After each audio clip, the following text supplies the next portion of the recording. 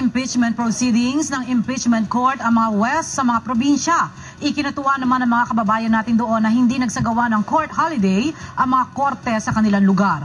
Ito ang balita ni Francis Rivera.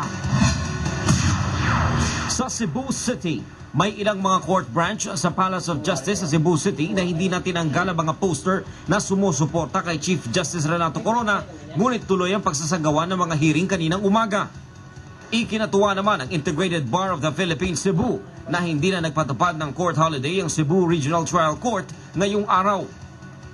And this is advantageous to the litigants themselves because any one day of cancellation of hearings will cause a lot of delay for the litigants. And sa Davao City, bagaman nadagdagan ng mga poster sa loob ng Benigno Aquino Hall of Justice na nagpapahayag ng pagsuporta kay Chief Justice Renato Corona, naging normal at walang nangyaring court holiday sa Davao.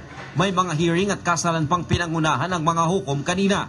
Ayon kay Attorney Israelito Torion, IBP Eastern Mindanao Governor, patunay lamang ito na patuloy na umiiral ang due process at ang demokrasya sa bansa. And being given this opportunity to present this side is really a manifestation that our democracy is alive, that our people have become mature, that our people would not anymore believe on chismis. Sa Baguio City, bukas din ang lahat ng mga branch ng lower court ngayong araw sa Baguio City.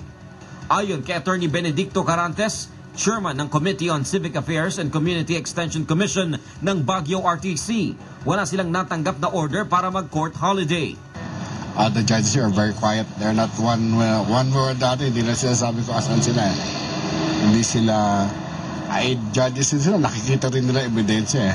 Alam rin nila nangyayari. Hindi naman sila bulag-bulagan. Kaya lang, siyempre, ayaw rin nila ipakita na nagre-rebelde sila. So, they just keep their mouth shut. They're not saying anything. I'll just also wait for the result. Sa Pampanga, suot ang kulay pulang damit ng mga empleyado ng Regional Trial Court bilang pagpapahayag ng suporta sa punong maestrado ng Korte Suprema. Wala ring court holiday na isinagawa sa Pampanga. We are always behind the Chief Justice and supporting him. Whatever happens, we will be with him. Because we believe in his integrity and in his person as a Chief Justice. We were read today the staff of Regional Trial Court of Pampanga to show our support for him and our support and sympathy for him and in protest for the impeachment case that was filed against him. Sa Nueva Ecija, tuloy pa rin ang court hearing sa bulwagan ng Katarungan sa Cabanatuan City, Nueva Ecija. 10 mga detainees ng Bureau of Jail Management and Penology ang nakatakdang isasalang sa pagdinig sa kani-kanilang kaso. Tuloy rin ang paperworks o transaksyon sa loob ng Halls of Justice. Kabilang narito ang pagtanggap nila sa mga isasampang kaso. Francis Rivera para sa UNTV News Worldwide. At ito ang balita.